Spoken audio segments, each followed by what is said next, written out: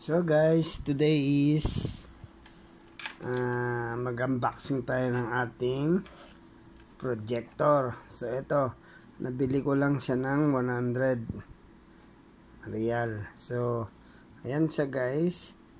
Tapos ito, ayan, ganda niya. Meron siyang memory, pwede siyang salpakan ng memory.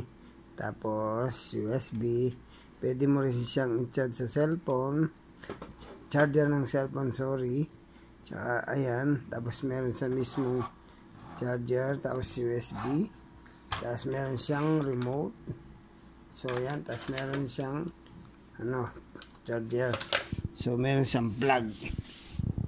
Kompleto siya guys. Ayan, pero nasubukan na natin siya. Maganda siya, kaso nga lang dito sa kwarto ko walang bakante, kaya dun sa taas ako nanonood. So maganda siya guys, super ganda niya. Yan na, ganda siya guys. Napakita ko sa inyo kung paano siya pahanda rin. So tapos ang battery niya double AA pero maliliit. Yan siya guys, lakas niya. So yan, alagang ang bago nito, yung tao binili niya 170.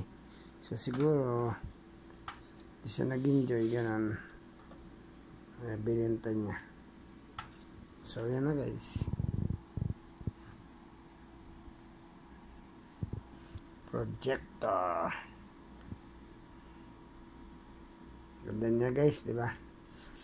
Pag malayo, lalaki yung screen niya. Pag malapit, maliit siya.